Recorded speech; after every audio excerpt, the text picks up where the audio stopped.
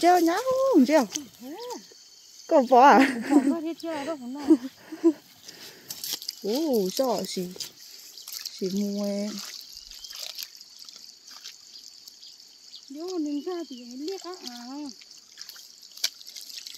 nga thì liếc á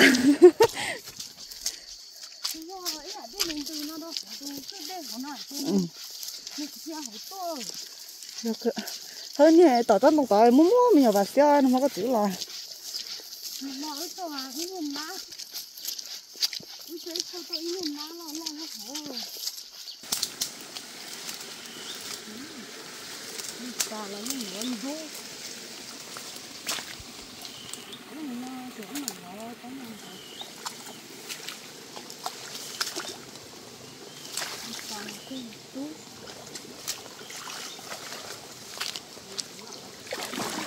chả nó rung rung thôi chú hạt lon đầy thôi to cơ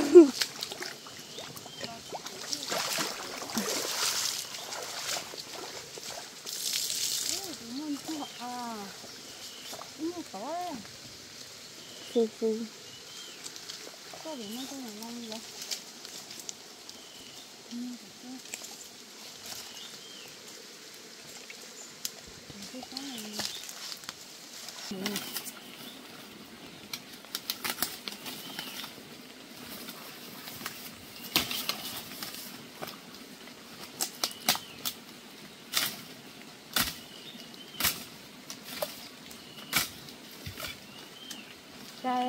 cái con thì là nó cái sống là thịt to á cái con nó thôi là cái sống là thịt to á này kìa nó đổi những chơi trâu tới để nha trời ơi nhỏ coi cho ra một cách tí ha tí cho các thịt trời ơi nhỏ coi ở đây có cái ngon ha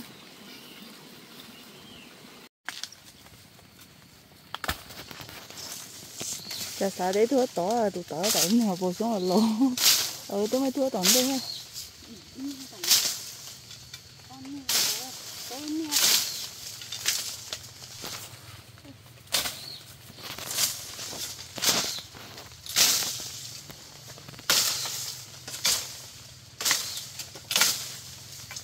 vậy mà ra miền này không tôi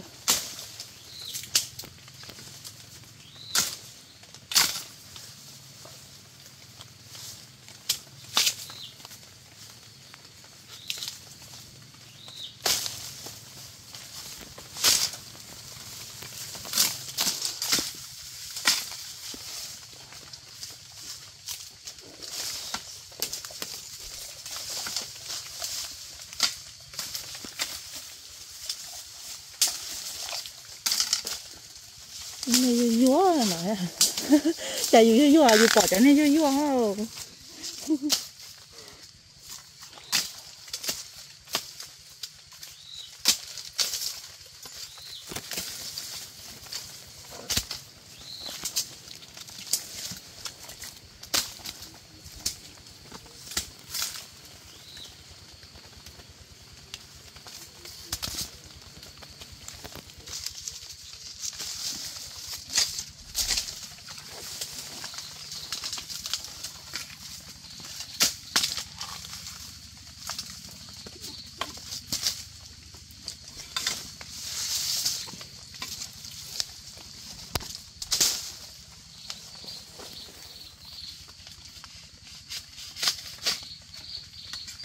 mấy từ nó tọt tới tỏ ha thì bây giờ mới họ bây giờ ô nhảy giờ nó tận như sốc khổ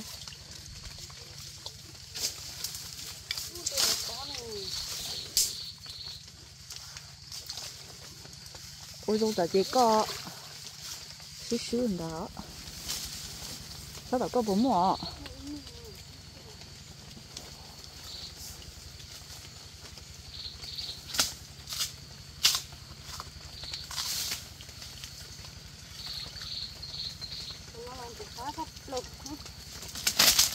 cho luôn nó thêm chụp tay ạ trời thì sản lần chơi trên chụp tay một là có dùng sát tổ tuổi ha.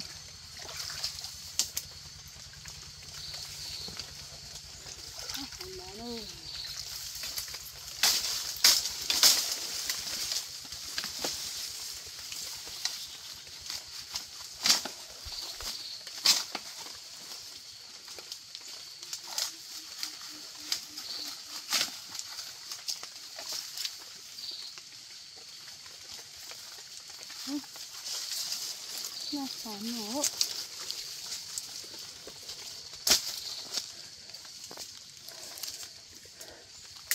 Mình chua sẽ là chừng qua chỉ lấy no thì thế nào nữa.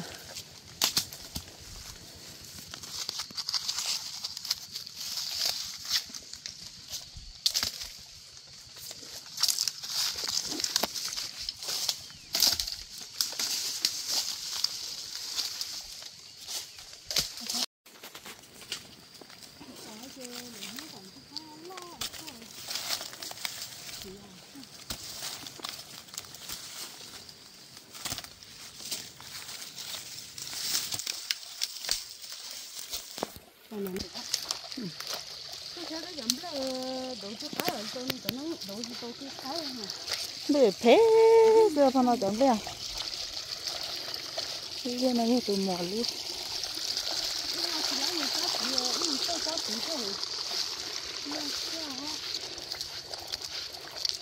cho tiền cho chuột ít tròn được không?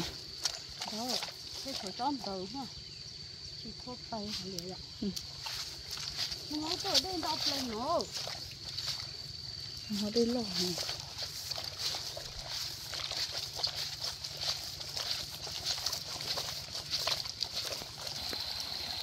Còn thế được rồi. Cái đó, cái này cái này mới được lâu rồi. Cái này cái đấy thì có nhiều. Nó cũng có chỉ nó là. Cho nó về sống tự chữa cho cái đó. Để lấy chị. Giờ đó ăn mà món chuột này. Có được dạ. Giờ để lấy nó ai mà chuột hay chỉ lo cái liếng à. Cháu học cho hắn ấy mấy là tuổi. Tự vô thôi không nó. Nhiều nó dẫn lo.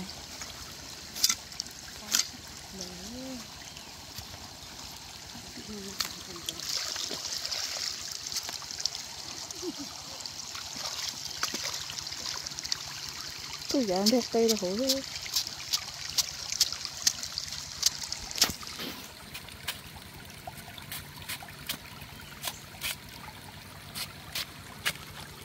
Gì chứ cá à. Đấy nó hả nhỉ? Có phải bên đâu? À chỉ cho kia tí con ha. Đấy chỉ bên đâu là cho.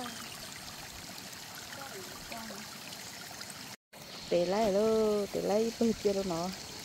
Trời yêu để để món gì lâu chở là chơi cha mình sắp chơi này qua còn đi còn mất khó để còn mò cho nó. Thì tôi chuyện nhỏ nó những mùi đỏ chó bớt ở giờ mà nó mới lấy chưa được chơi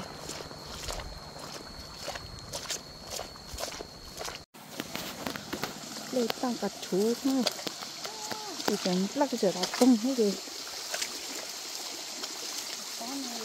nhẹ để đàn thôi tụi nó chứ nó phải tung là chỉ sợ lia chỉ sợ ta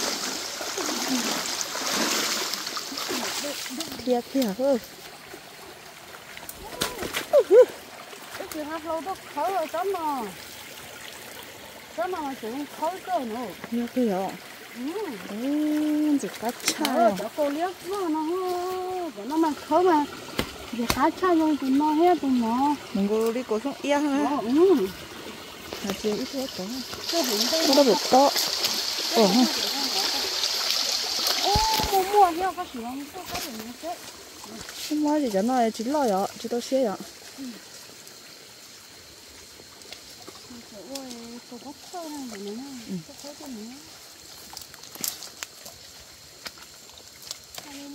thì có cả một củ to rồi Nó tí xì.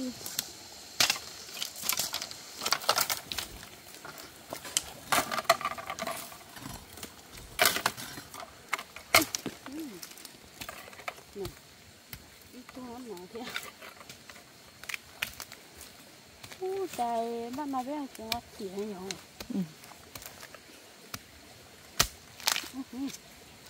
Bỏ kia ok.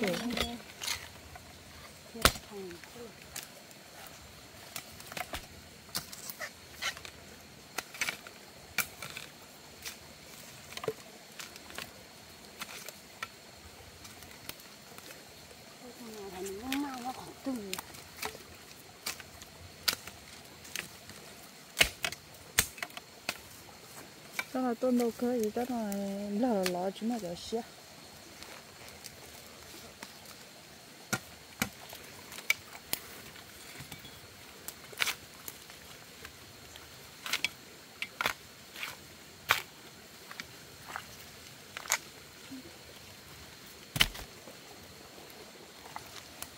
Này cái trong cái tung nào chứ? Trong nó mà theo trời chỉnh làm máy xe nữa. Đây thế.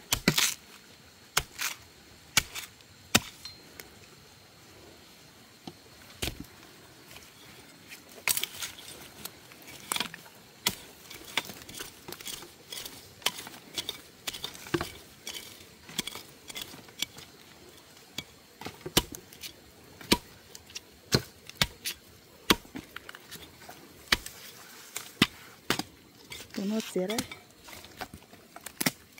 Sợ to rồi ha.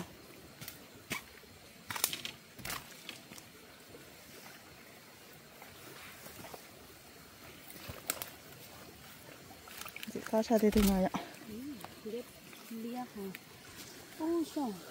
Trong chế trái tổ thế thôi nó ló gì.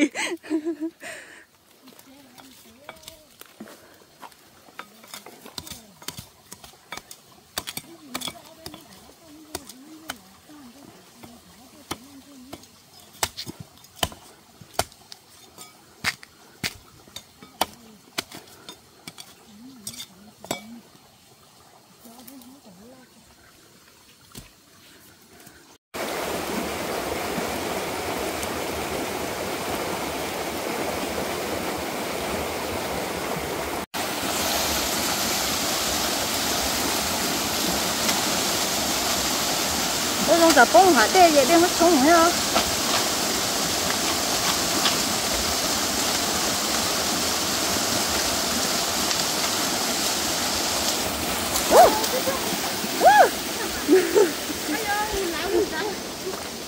Rồi đây một tí à?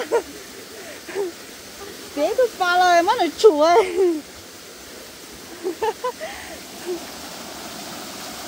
Ý chị ơi, chẳng có tao có trẻ á.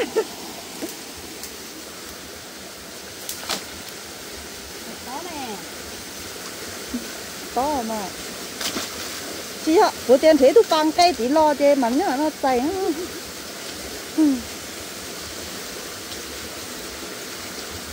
Nha chị. Bây giờ tao yêu bà trẻ thì thấy tương chua nó. Đây là cái trắng. Còn mà cái khóm luôn cơ. Đây. Cắt tề ha. Rồi. Tôi thấy nó sẽ cắt đi.